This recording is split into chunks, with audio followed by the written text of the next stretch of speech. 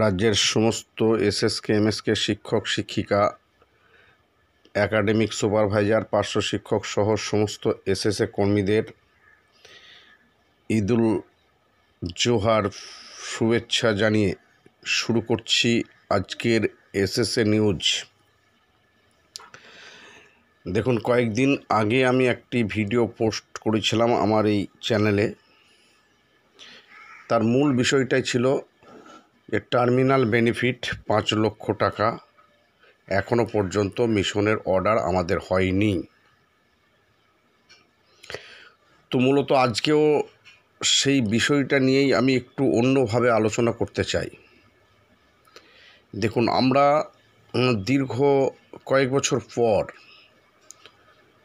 সকলেই ত্রিপুরা ভবনে রাজ্যের বিভিন্ন যে সংগঠন ছিল এসএসকে এমএসকে দের নিয়ে, সেই সমস্ত সংগঠনের যারা শীর্ষ নেতৃত্ব তারা ঐক্যবদ্ধভাবে ত্রিপুরা ভবনে একটা মিটিং করেছিলাম এবং সেই মিটিংয়ের পরেই একটা দিন স্থির হয়েছিল।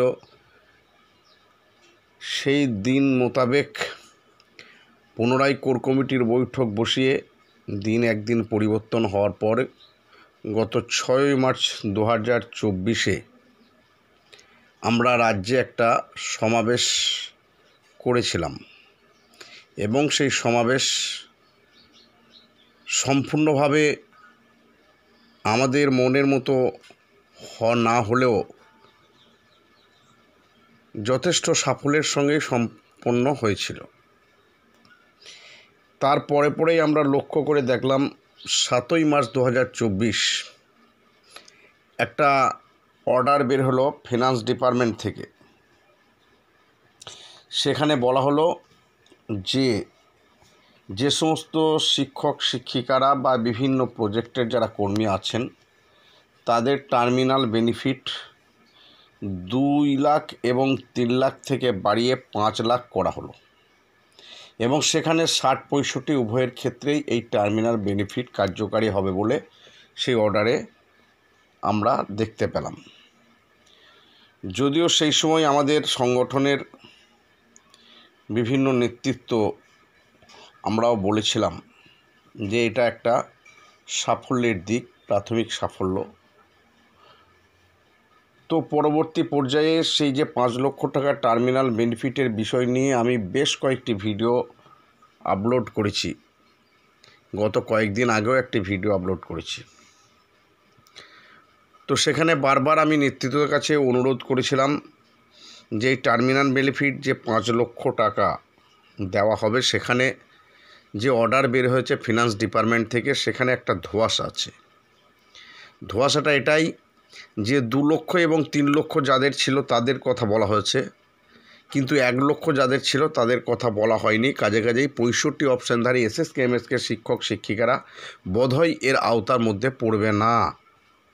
তখন আমাদের রাজ্যের অনেক শীর্ষ নেতৃত্ব এবং আবার টেলিফোনে আমি কথা বলেছিলাম, তারা পরিষ্কারভাবে বলেছিল না, এটা সকলের জন্য হবে। আমরা মিশন এবং বিকাশ ভবনে গিয়ে খবর নিয়ে জানতে পেরেছি।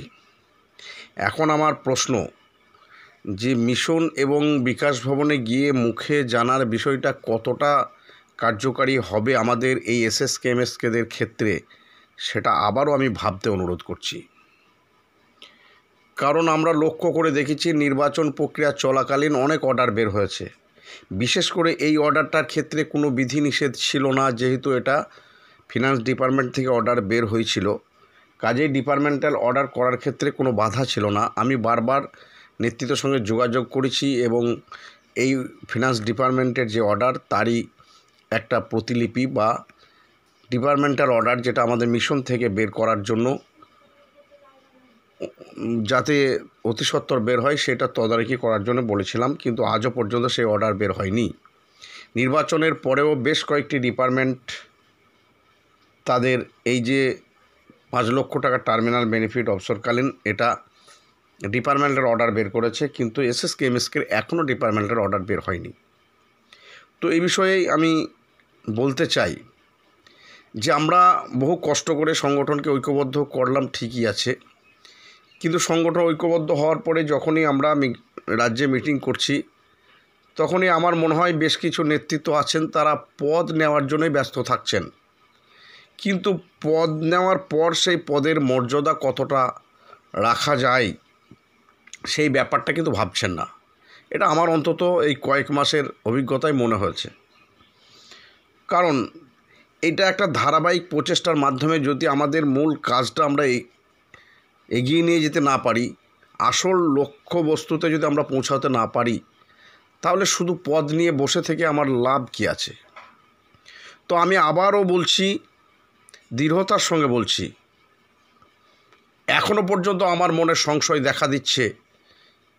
যদিও বারাসতের যে সরকারপন্থী সংগঠনের পক্ষ থেকে একটা সমাবেশ ডাকা হয়েছিল শিক্ষামন্ত্রীকে নিয়ে, যদিও সেটা নির্বাচনী প্রচার সভা ছিল, তার সত্ত্বেও শুধুমাত্র এসএসকে, এমএসকে এবং পার্শ্ব শিক্ষকদের নিয়ে সেই সভাটা হয়েছিল।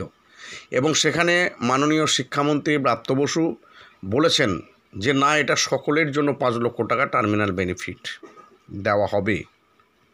কিন্তু আবারও বলছি, এই মুখের কথাই কিন্তু চিরে ভিজবে না।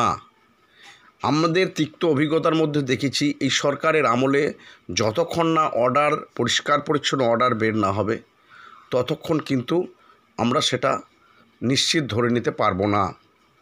তো এই জায়গায় আমাদের ঘাটতি হচ্ছে যে আমরা ধারাবাহিকভাবে সেই কাজটা এগিয়ে নিয়ে যেতে পারছি না এবং লক্ষ্যে পৌঁছাতে পারছি না। এটা একটা নেতৃত্বের গাফিলতি বলে আমি অন্তত মনে করছি। যদিও অনেকে আমাকেও নেতৃত্বের পর্যায়ে ফেলেন, যেহেতু আমি খোঁজখবর রাখি বা এই সমস্ত চ্যানেলে খোঁজখবরটা দিই, তো আমি পরিষ্কার বলতে চাই, আমি কিন্তু নিজেকে সেই রকম ধরনের কোনো নেতৃত্ব মনে করি না। আমি সাধারণ শিক্ষকদের সহযোগিতা করার জন্য আমি এই চ্যানেলটি তৈরি করেছি, এটা বারবার বলেছি। এবং আমি চাই সাধারণ শিক্ষকদের সঙ্গে সহযোদ্ধা হিসাবে কাজ করতে। নেতৃত্বরা প্রয়োজন হলে আমাকে ডাকলে আমি সেখানে উপস্থিত হই এবং আমার সাংগঠনিকভাবে যতটা ক্ষমতা আমার জেলা থেকে, আমি সেই সাংগঠনিকভাবে সহযোগিতা করার চেষ্টা করি। এবং সেটা নিশ্চয়ই আপনারাও লক্ষ্য করে দেখেছেন। 6ই মার্চ যে সমাবেশ হয়েছিল, আমার মনে হয় অনেক দূর হলেও বীরভূম জেলা থেকে আমরা ব্যাপক পরিমাণ শিক্ষক শিক্ষিকা সেখানে হাজির করতে পেরেছিলাম। যদি তুলনামূলক সমস্ত জেলা থেকে সেই শিক্ষক শিক্ষিকা হাজির হতো, তাহলে আমার মনে হয় সমাবেশে জমায়েতের সংখ্যাটা 15,000 ছাড়িয়ে যেত, কিন্তু সেটা আমরা লক্ষ্য করে দেখতে পাইনি। বিশেষ করে পার্শ্ববর্তী জেলা থেকেও জমায়েতের সংখ্যা খুব ভালো হয়নি। তো যাই হোক, মোটের উপরে আমরা সমাবেশটা কিন্তু সাফল্যের সঙ্গে করেছিলাম। তো আমি আবারও করজোরে অনুরোধ করছি, যারা নেতৃত্ব বা পোস্ট নিয়ে বসে আছেন, শুধু হুড়ুম ধুরুম করে 4 দিন 5 দিন 10 দিন বা একটা সমাবেশ করে দিলাম, একটা মিটিং করে দিলাম, এটা বিষয় নয়। লাগাতার প্রচেষ্টার মাধ্যমে যতক্ষণ না আমাদের দাবি আদায় না হয়, ততক্ষণ পর্যন্ত একনিষ্ঠভাবে লেগে থাকতে হবে। আমার মনে হয় এটাই নেতৃত্বের মূল কাজ হওয়া উচিত। সে জায়গায় আমি মনে করছি ঘাটতি হচ্ছে। আগামী দিনে আমি আমার এই চ্যানেলের মাধ্যমে শীর্ষ নেতৃত্বদের করজোড়ে অনুরোধ করব, বিশেষ করে যারা কনভেনার পদে আছেন বা যারা কোর কমিটির মধ্যে আছেন, প্রয়োজনে আমাদের যখনই ডাক দিয়েছেন আমরা গিয়েছি, আবারও ডাক দিলে আমরা যাব। তো এই কাজটা বিশেষ করে এই মুহূর্তে এই 5 লক্ষ টাকা টার্মিনাল বেনিফিটের অর্ডার যাতে অতি সত্বর মিশন থেকে বের হয়, সেই ব্যবস্থা গ্রহণ করার জন্য অনুরোধ করছি। আর তার সঙ্গে সঙ্গে দ্বিতীয় দাবি যেটা হচ্ছে ভাতা বৃদ্ধি, সকলকে আমার এই চ্যানেলের পক্ষ থেকে আরেকবার বা সংগঠনের পক্ষ থেকে আরেকবার আন্তরিক শুভেচ্ছা জানিয়ে আজকের মতো এসএসএ বার্তা এখানে শেষ করছি। সকলে ভালো থাকুন, সুস্থ থাকুন, ধন্যবাদ।